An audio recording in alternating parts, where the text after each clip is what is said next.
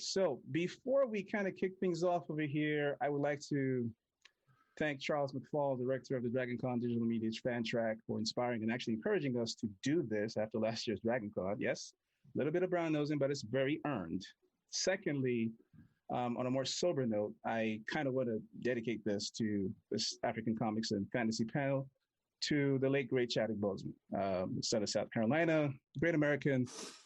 Honestly, his phenomenal film career has seen him play a number of legendary Black figures, from Jackie Robinson to Thurgood Marshall, and it culminated in his portrayal of T'Challa, the Black Panther and king of the fictional country of Wakanda.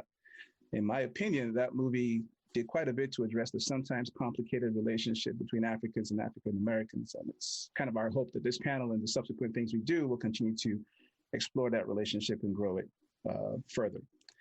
Having said that, my name is Nuruj Agbaje. What's up, DragonCon members? I'm representing, and we're here from the Naija Nerds. Also, I have with me a few other guys. Dakwa.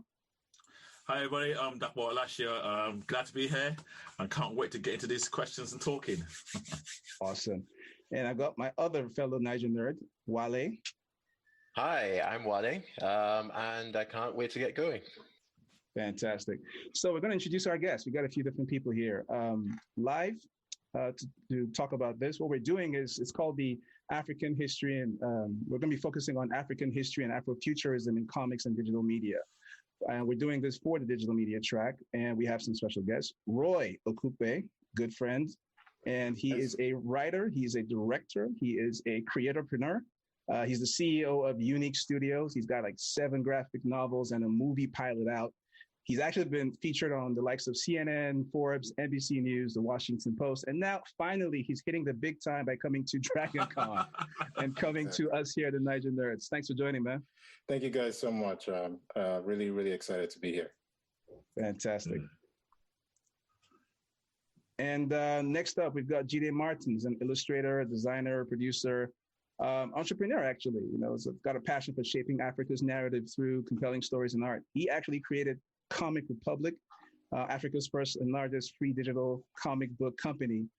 They've also collaborated with multiple partners, including one that involved a title that was crowdfunded to the tune of over $200,000. That's amazing stuff, man. Thanks for joining. Yeah, just to add that, it's still growing. I think it was about 250,000 this morning, but yeah, I'm the CEO of Comic Republic, and I'm just really excited to be here. Fantastic. Last and not the least, by all means, is Paul Louise-Julie, and he is a good friend of mine at this point. We've been spending so much time talking about a bunch of things. An artist, I think it was in 2008, he'd had this great experience in Senegal. In Ouagadougou, where some Senegalese griots actually tasked him with bringing the myths and histories of ancient kingdoms to their cousins in the diaspora. So he founded Midas Monkee. It's an indie comic label. It's a movie studio. They produce several graphic novels as well, including the critically acclaimed franchises that's focused on Egyptian and Nubian werewolves. It's called The Pack, and an African Space Odyssey series called Johanse. And these are both going to be going from page to screen very soon. What's up, Paul? Hi, and well, you said it's about page to screen. The Johanse trailer just dropped live, so. Whoa! Yeah, there we go. About that finally. Can't wait to watch it, Paul. Can't wait. Yeah, we're hoping to put that out here as well. So let's do this. We're going to kick things off with a question for all of you guys, but I'm going to start with Jide. I'm going to jump with you. So let's talk about the impact of African culture on all your work. Okay, just tell us a little bit about, of course, being African, how that has inspired you and what it is it's transitioned, how it's affected your work and what you do now, and how that shows in everything you guys create. Just take us back a bit, but keep it short. Of course, like all of us here, we grew up with comics that didn't have proper representation. And for me, I know that I love anytime I wanted to make a decision, what really stopped me from doing something really stupid was because I really just wanted to be like Batman and Superman, right? So I'd ask myself, what would Batman do or what would Superman do? And at the end of the day, that would guide me into doing the right thing. But as I grew older, and a lot of the things that kind of guided us as young men are really fading away. I mean, everybody's taking jabs at religion these days. What mommy and daddy says doesn't really matter that much anymore. People don't really pay attention to schools. So I thought that why don't I go back to that place and pull from that, rich resource that I loved so much, and that kind of put me on the right track. But the problem I also thought was that, look, it becomes very difficult to tell people that look like me, people that are a lot darker than me, that act like this person because this person is just like you. And so that inspired me to want to create Black heroes, right? Lovely. But also, I thought, first things first, we don't have proper representation for our culture and its relevance for today and the future. Also, simply because the world has managed to kind of paint Africa mostly in the wrong light. I mean, every continent has its bad sides, but it seems like all the cameras are pointed at the bad sides of Africa. And so that really pushed a lot of what we were doing at Comic Republic, where we were like, look, we're going to go into our past. We're going to show the relevance of our past. We're going to show the rich sides of our culture, but we're going to make characters that are relevant today, that kind of translate and interpret what Africans are like today, how smart we are, how beautiful we are, how amazing we are, and the fact that even we can save the world better than, I don't want to say the word, but... Well, I will agree with you. We are definitely beautiful. I want to kind of link that off straight off to Roye, because I'm curious to know, Roye, how much of that can you agree with? And is it all or just part? I mean, yeah, definitely. I would say all of it, because Jide and I share the same inspiration in terms of why we started this. Even for me, like coming into the industry in I believe it's 2014, I really started to get serious about this. Jide was really one of the very few that was doing it as a level of excellence that I aspire to do so. So yeah, I think we shared that same conviction about Africa's past and how it can inform the future. And then not only focusing on the dark sides of the continent, not that these things shouldn't be reported or put into entertainment, but just balance it out with the many, many great achievements, past, present, and future, as well, because that's what, if you look at American culture and American entertainment, there's a balance, right? You have movies that show certain things that are not so pretty, and then you have it balanced with, the hero overcoming and showing the good sides of that culture. But with Africa, it always seems to be focused on just the negative. But I would also say, the last thing I would say about that, to add to Jide, is that honestly, the easiest way to answer your question is just to see the impact of the unfortunate death of Chadwick Boseman, and just how much Black Panther means to people, not just in Africa, but just literally all over the world. What we do is very important. What the people that support us do in terms of supporting us is extremely important, because it allows more stories like that to be told, and it creates a situation where it's not just Black Panther we have, but we have a multitude of these heroes, out there as well too. So I think rather than focus on, this is what YouNeek Studios has done, I think the best example is to see how people respond to Chadwick's work. And for us here, it's all about all of us here, and I think I can speak for the rest of the panelists, seeing how we can take that and stand on his shoulders and to be inspired by what he did to continue that legacy as well. Fantastic. Dakpo, you have something to say? No, I've got a question, but I'll wait till we speak to Paul first before I drop this on everybody. Makes sense. So let me run to Paul. Now, Paul is an amazing guy. Like, talking to Paul, I will just preface this. He is studied more about the cultures I'm supposed to have grown up with at a closer level than most. And I say that, with a lot of respect. Paul is actually representative of what you might call the African diaspora, people who are of African descent, but were not born and brought up. So maybe if you can just start by telling us a little bit about your history and how it connected to African history and your journey to get there. Well, thanks for the intro, by the way. So being part of the diaspora is pretty particular in the sense that you share multiple cultures, and depending on how much you relate to the continent, that will affect your experience as someone in the diaspora. So as far as myself, I'm of a West Indian descent. My father is from the French West Indies and Martinique, and my mother is from Grenada.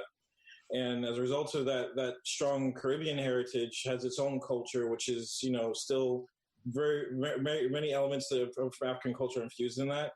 But then, and usually that would be enough for some people. But my parents, my late father, they started a business in West Africa about 30 years ago. And as a result of that, I was able to travel across the continent since I was a child. So I've been to nearly every country in Africa. Some of the countries don't even exist anymore due to political issues. But so that gave me a very wide and early exposure to the continent. And that, like I said, completely changed my point of view of what I consider to be as a Black person and as someone of African descent. And as a result of that, my parents working in Africa, at one point they wanted to live there, the whole family. So that was when I actually moved to Burkina Faso with my family.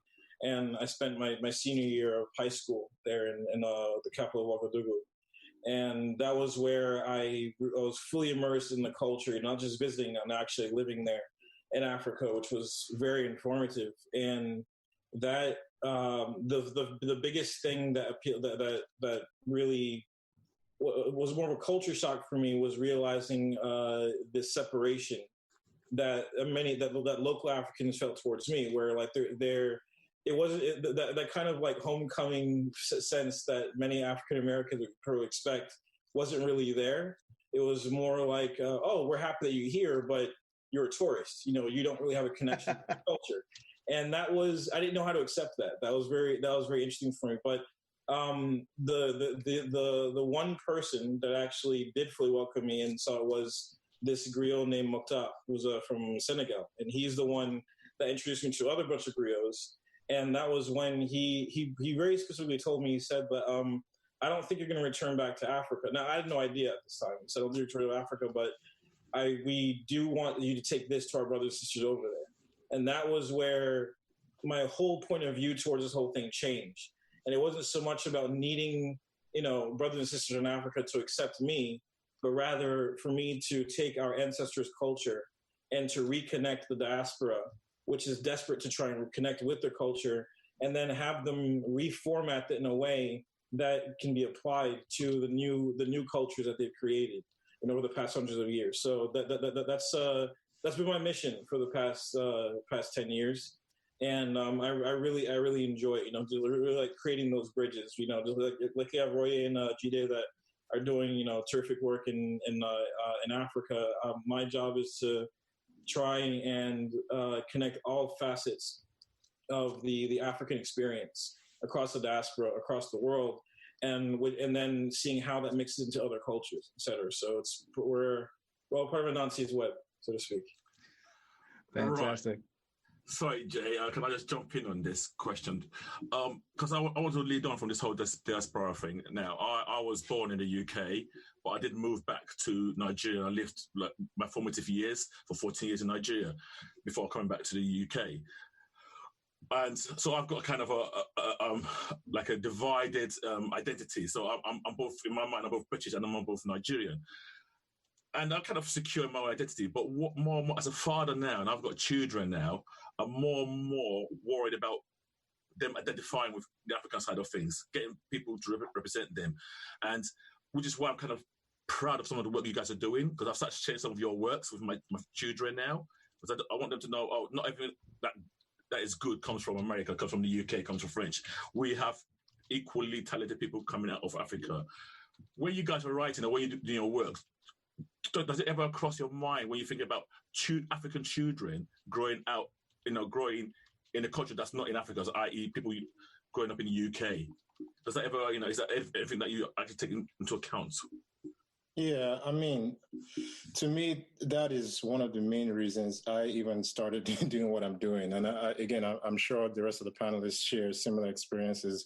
But growing up, I was once those children you're referring to, right? You know, you grew up. I grew up in Nigeria. I only moved to the States when I was 16. So, like you, I've spent half of my life growing up in Nigeria and half of my life growing up here in the United States. Although I do go back, frequently. But the point I was trying to make is that, growing up, we didn't have, a lot of, if any, like African superhero, especially as it pertains to animation, because that's really what was prevalent back then. Although you could get comic books in Lagos, it wasn't rampant as it is, in the UK or here in America. So animation is where you could watch Spider-Man, Batman, the Ninja Turtles, Transformers, all these different characters. And you very quickly understood that there were no Africans, except maybe a few, and even with the way they were portrayed, it was more like when in the jungle, or they have powers that are related to animals and things like that. And again, nothing that there's anything wrong with that, just provide balance. But for me, it's about sort of trying to change that narrative, and everything that I do. Well, I'm not going to say everything that I do, but every time that I put something out there, I'm always thinking of that child in me, like what would I have wanted to see. And how do I make it accessible for that kid to be able to see not just the heroes being people of color, but actually the creators? I think that's even more important is for them, because growing up, I didn't think I could write comics or direct animation or direct, a movie or whatever the case may be, because I didn't see people that looked like me do it. So I think panels like these are excellent because it gets people, not even kids, even adults that don't believe it, to see that there are people that are actually doing it successfully as well. Can I also take that question, just from a different angle that I think is really important? One of the things, like I grew up in Nigeria. I literally just moved to England maybe 2 years now. And one of the things for me that I really wanted to address was the shift of power, right? And I'll explain that, so even though I wanted to create comics, I tell everybody that, look, here's the first thing. We're not an African comic company. And everybody goes, what?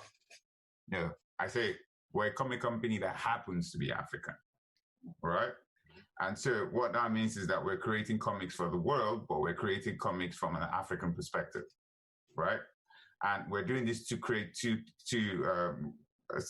touching two things. One is to create capacity. You take a number of young people coming up in the world in a so-called third world country, which most African countries are called, and then you give them the skill to create products that could sell anywhere else in the world. Right? That's number one. Yep. Right? The movie business, the comic business, the gaming business is a $1 billion industry. And you have people creating games from all over the world, but not from Africa. You have comics selling, loads of copies, turning into movies like Black Panther, creating people like, T'Challa, right? But most of them are not coming from Africa.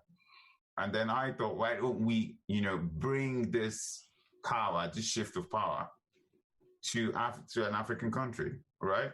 Like I have close to over 100 people that work with me, and we get business from all around the world. So I constantly have meetings with people from different parts of the continent.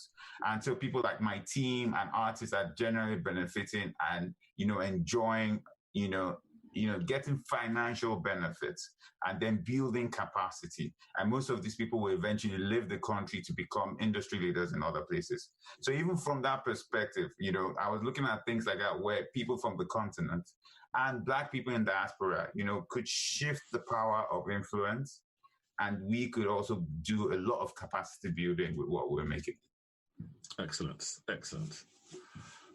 Interesting. It's interesting that you'd mentioned that going from that angle of sort of building the artistic and creative capacity, and doing more than just telling the stories from this point of view, but rather empowering people to tell the stories from that point of view. That's really fascinating, Jide. But that makes me interested in asking you a question, and I would also want to throw this question out to Roye and Paul afterwards. And this is more of a personal question. So, of course, now you're creating all these opportunities for the new up-and-coming creators and artists. The question that I would have for you is, how was your journey as a creator and a collaborator? Can you give us a little bit of detail about the path that you took to get to where you are now? Was there something similar to what you're providing for others now for you? Or did you have to make your way in the world in a unique way? I think since you said in the unique way, I'm going to allow the studios to answer that question first. No, I mean, let Paul go. I'll say let Paul go. He's been too quiet. And that's not usual. That's not usual for Paul. Paul is never quiet. So let's hear what Paul has to say. Well, for me, that question is mainly embodied by the fact that the ideology that I always had is, if you can't afford to get something done, or if there's too much bureaucracy, teach yourself how to do it and go ahead and roll up your sleeves and do it anyway. And that's literally been my mantra. That's how, so when I first published the first issue of the Pack in 2015. And before that time, I'd never done comic book before. I had to teach myself how to format it. And everyone kept telling me, they're saying, well, there are several different roles involved in production. Like, you need an editor, you need a colorist, you need a penciler, and an inker. And I said, well, I don't have time for all that. I'll do it all myself. And that's exactly what I did. And after I did the first time, teach myself to do that, I did the second time and the third time. And before you know it, you're churning this out. Because if you wait for, the industry to catch up, or for the opportunity to hand itself your lap, before you know it, 4 other guys have already raced past you. And when you have a mission like this, there's no time to wait. So, as far as like paving the way for myself, or finding my way how to do it, that was that's always been the way that I operate. And then, more importantly, I actually didn't originally want to get into comics. And it's interesting, with both Jide and Roye, how they really have a passion for comics, from based on their upbringing, how it was impacted them, and so that creates a certain affinity and attention to their work. It's very much there's a culture that goes along with comics, and you can definitely see that along with their work.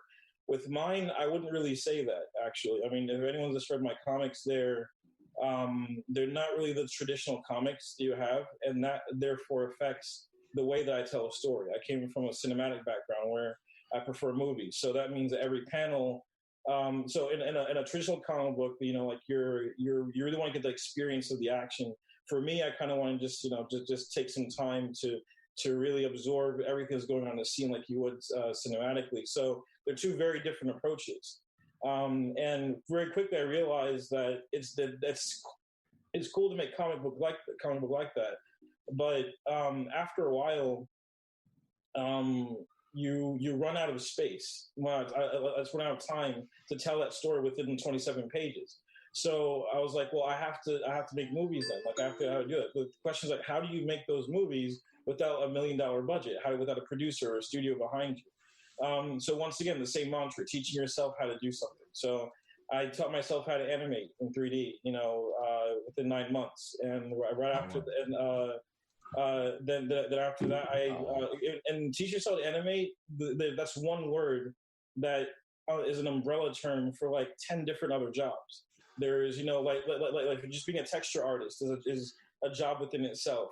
Blocking, modeling, rigging, skinning, all these different things that, then also once you have that, having to learn the cinematography, which I had no idea before. Learning cinematography, learning proper composition, camera angles, how to tell a story cinematically, which I thought I knew before when I was doing the comics, which I had no idea about. So that was a very long and grueling process alongside, still having a full-time job, aside of that. So what I would say to anyone to get involved in this is that the sky's the limit as far as you're willing to push it. And so like a lot of people, like they read these inspirational stories. Say, well, he was able to do it. Like Tony Stark was able to build this in a cave, with a bunch of scraps, like that kind of mentality. And yeah, that all sounds really good, but they're not but in Iron Man, they're showing the montage that just there's the inspirational music. It only took like a few minutes for him, for you to get to that point. That's actually months of grueling work. That's not as sexy and fun to look at. In order for you to get to that point, it's not like some magical thing that falls from the sky. And if you're willing to do that, then you actually will be able to, I guess, make miracles and do that. And I think that what I would definitely tell other people, particularly writers of color of African descent, that once you understand that, then you're not afraid of it when it comes, and you'll still stick through it. And then you'll have less people giving up and more people, following through on their dream. Because I keep seeing all the time, people get burnt out because what they were involved in doing ended up being bigger than what they'd signed up for. And I see them bummed out because they still have the dream, but they don't have the drive. So it's very important to let these new creators understand what you're getting themselves into. I'm pretty sure that Roye and Jide can attest to that too. This is not an easy job. This is definitely not for the weak-willed. We're not even like big time like Marvel or DC or anything, but there's a lot of work just to get to this point, and you're fighting an uphill battle. So it may sound kind of depressing for some, but once you understand that, then you really have the people that are only doing this because they have a passion for it. I mean, we live and breathe this. This is what we do. And I feel that if we have more people like that, then we're really going to see a change. I think we are starting to see a change. That's an interesting that's an interesting angle to see this from. I mean, you might say that it does sound depressing in a way, but it's also optimistic that if you put your mind to something, you can go ahead and make something out of it. So, Roye, it seems like you're inspired to jump in. No, I mean, very quickly, I just wanted to, it's important for people that are not just, trying to get into industry, but currently in the industry to understand that what he said is absolute truth. And it's cool to give the motivational speeches like, yeah, whatever you put your mind to, you can do. I'm one of the first in line to give those type of speeches, but at the same time, reality is, how does Dana say, it's like reality is often very disappointing, in Endgame, because this industry is not for the faint of heart, whether that's comics or animation, gaming, especially for people like us. So, one thing that I realized this very quick, because initially I quit my full-time job to go into this. And then I went broke in about 2 years, and I had to get another job and work on this at the same time while I was doing it. So it's not a very glamorous thing. And if you don't have a passion for it, if you're just here for money and fame, you very, very quickly be withered out, like literally, like very, very quickly. But at the same time, like that passion does lead to success, depending on how consistent you are with it. And, something that I always say is like excellence wins. So you can't just do this. And that's one thing that I hate. And I think Jide shares this with me too, because I think I've heard him say, it's like when people say, when they read an African book or something done by someone African, it's like, oh, wow, they tried. I hate that statement. Do you understand? Like, it should never be, oh, okay, because it's African, let's lower the bar. Like, that's, to me, like, whatever we do, it's not even just a comics, movie, whatever the case may be. It shouldn't have to lower or change the goalposts, for that. But at the same time, like, again, it's people that stay in this thing for the long term and have a passion about it. And at the end of the day, you really have to have a plan and not just be aimless about it. Like, what are you trying to do? How long do you, like a lot of times people just go into it creatively and forget 100% about business, right? Like, you can't just, like, you have to, like, what's your business plan? What are your goals? Like, what do you want to achieve in 2 years, 5 years? Do you have a budget? How are you going to file taxes, right? Are you going to look for investors? Are you going to do a Kickstarter? Like, who's going to, like, legally, how are you going to trademark and copyright your work? If somebody offers you an IP deal, like, what lawyer are you going to go to for advice? Like, a lot of people don't think about these things. And for me, I think one of the reasons why I've been able to get to the point I am right now is because 10 years ago, I sat down and I said, okay, this is what I want to achieve, and this is the way I want to do it. Now, I didn't always go to plan, but at least I had something to reference. So, sorry, real quick, there's a real good question that came in from the audience. I think I want to toss out to you guys. And it's this, it says, it feels like the expectation for Black creators is to be a one-stop shop, like Paul experienced, and in many ways you guys have done as well. You see this in hip hop too. How many rappers had to become producers, audio engineers, marketers, and so on and so forth. Do you guys have any theories why that is? And what are some ways to support building the communities that would enable folks to just focus on the thing that they're happiest at doing and they're best at doing? We don't have investors. Like, if you don't have money, what are you going to do? Yeah, I'm sorry, I'm not going to hog the mic, but yeah, I'll let Jide take this. To me, it's very simple. Money is a very well. I actually want to take it from a different angle. I would strongly advise against being a one-stop shop, right? You might be pressured into doing that, but I honestly think that's a bad idea, because here's what's going to happen. You're going to be master of all and not good at any properly. That's just what's going to happen. I would say that you focus on one sector, but do it completely as a business, like what Roye said, and I'll pick up from there. The truth is, one of the secrets at Comic Republic is that from day one, for me, it was a business. I keep telling people, do not look as a creative, do not look at your product as a comic book, but look at it as a product, right? And we've had loads of people come to tell us, why are you guys not jumping into animation? Why are you not doing this? And I'm like, look, I am waiting for my product to be good enough for somebody who is good at animation to come and pick it up and make an animated movie out of it. And it's already happening. We're constantly in deal agreements today, right? But Jide, at some point, like when you first started, right, you had to do the business and you had to draw at the same time. Correct me if I'm wrong.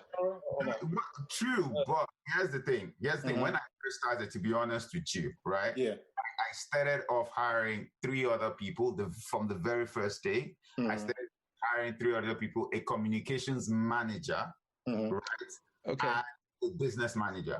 That's I think we should, just to step in real quick, I think we need to point out some little differences here in who had what.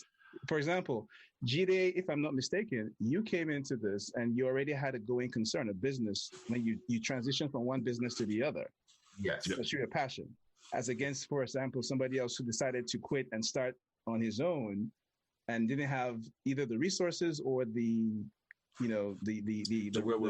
wherewithal to pull other people into his dream.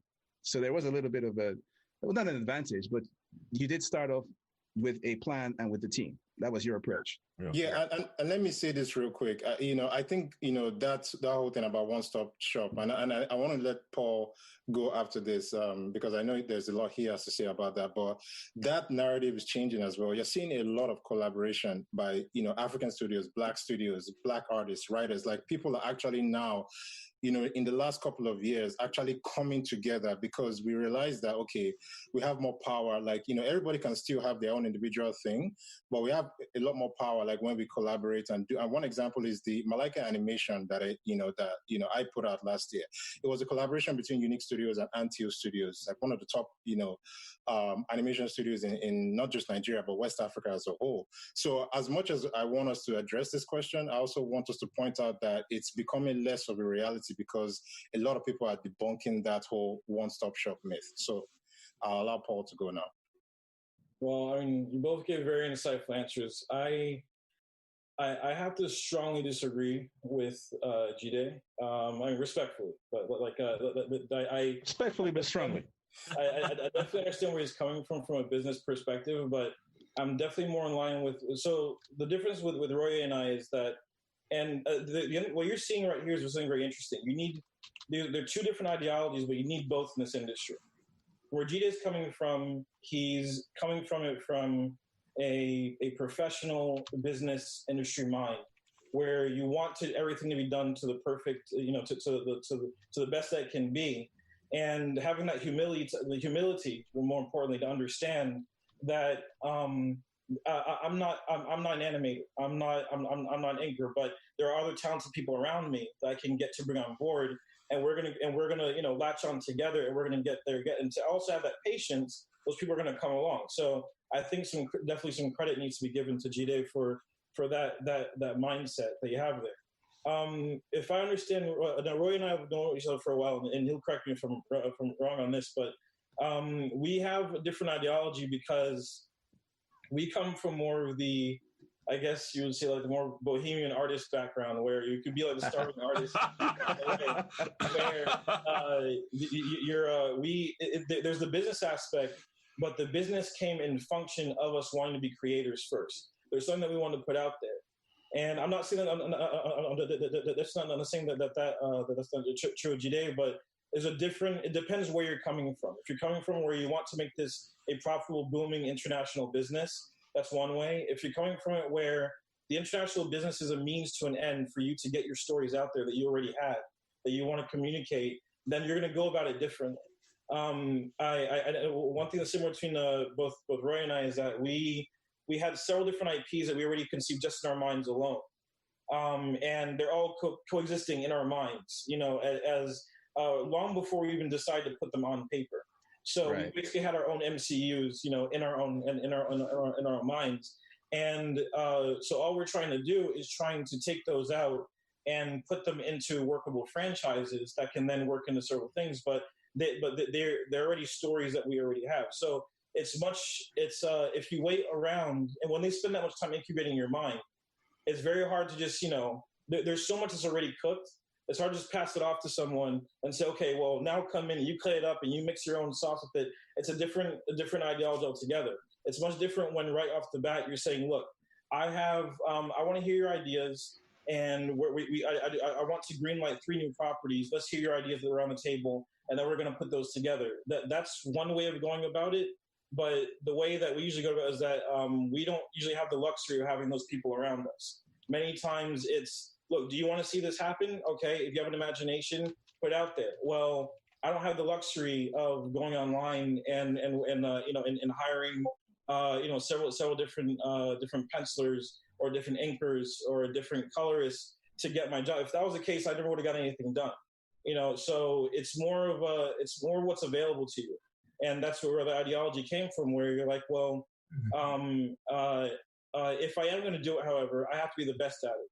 Because it's one thing to say, I'm going to roll up my sleeves and do it, but then you really have to apply yourself to make it done properly. I mean, I just finished the Johansi trailer last night, and that was a process that took me so long to get to, just because I had to teach myself how to animate from scratch. And it's one thing to teach yourself how to animate. It's another thing to have it meet a certain level of quality. So you're pushing yourself.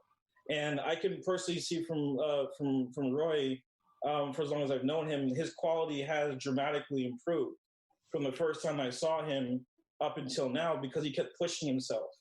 And he kept holding himself to a higher level. With Jide, I could definitely say the same thing too. I know Jide much less than I know Roye, but the little I've been seeing in Common Republic, you keep seeing this common trend where if you look at them at one point, you fast forward down the line, you're going to see a dramatic, jump, like a level up every single time. And I think that effort is what's most important. So even if we come from 2 different ideologies, what's most important is constantly leveling yourself up and saying what works best for our label to produce the best possible product. I think the moral of the story is that there's just no one way to do something. And a lot of people need to understand that. Like there's... Roye, but you see, there's a problem that I think that we really need to fix as creators. I'm not talking about us here, because everybody in this panel has done amazing work, and I've come to a place where, that's why we're even in this panel in the first place, right? But there's something about creating. Actually, you're here because I just like you guys. That's all. All right, my bad. But there's something about the comic and the creative business that we do. It's like we keep repeating the same cycle, and it's why we're not as big as any industry. If anybody was going to tell you that they were going to open an accounting firm, right, or they were going to open an architectural firm or any other major type of business, you're going to find out that one person is not going to try and do it alone. especially if they want to play at the top level. It depends on the business, though. Like other businesses that are very successful, I can tell you. No, but I'm saying that there are people that have started in their garage alone, whether it's software or they not alone. I can even they have people. But, but see, before I left school, I had drawn 200 comics personally that my mom bought, right? So I'd been trained in doing things by myself, fully drawn, colored, and lettered, right?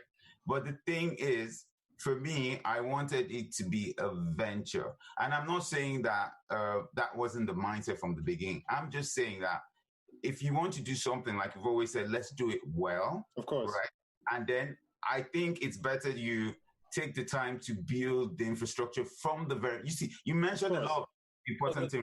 That depends on the person, though, just like you said.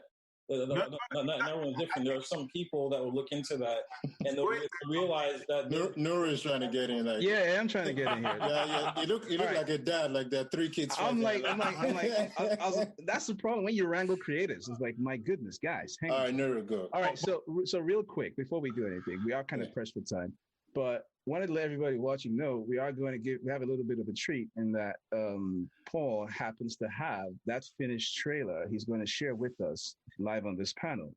So if he's ready, we're going to prep for that. Sure. But I do want to say this. At the end of the day, there are always going to be different approaches, different paths to success. And that is the beauty of life. That's the beauty of being a creative. No, totally. All I'm hearing here is the Marvel approach, the Disney approach, the image approach, different approaches. And on the journey, you take different paths, but you're all ending up in the same place with what I'm saying, a great product. Now, and so I can see how people have different mindsets. Because if you're a professional mindset person, I can see how you'd be like the Jide. Listen, I'm going to start from the very beginning. I'm going to do this way. I'm going to be very structured. I'm going to get an accountant and lawyer. And I can also see from the Roye and the Paul's view that, actually, I've got all this passion. I need to get it out on the page right now. And I'm also broke. I'm broke. I have to do everything myself. Yeah. I don't have any money to hire anybody.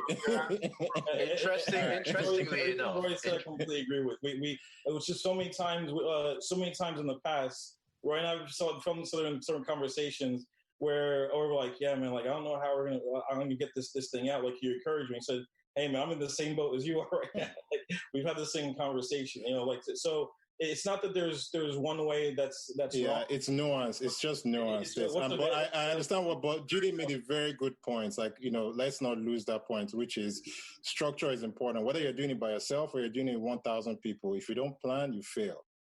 And so that's what he's trying to get across. Interestingly enough, structure definitely is important, which is also why, Jide, if you had answered the question at the beginning about your journey as a creator, I don't think anyone here would have any doubt about the fact that you actually started off by walking around the streets of Lagos with a folio filled with hand-drawn comic books that you had produced yourself and a website that you built yourself, having taught yourself web development. But at the moment, we right now need to switch to showing a trailer, which just share the screen right now.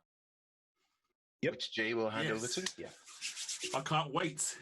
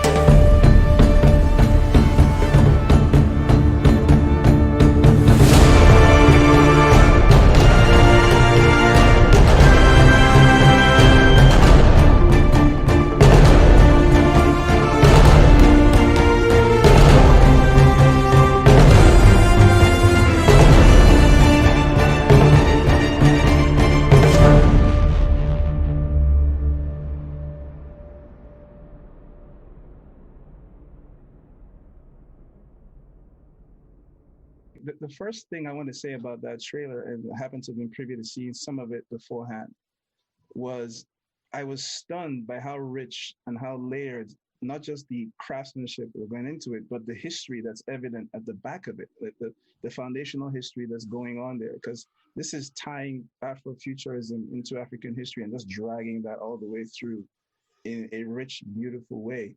And the thing I asked Paul then was asking about how much research he had done and the number of tribes that are represented, the number of African cultures and subcultures.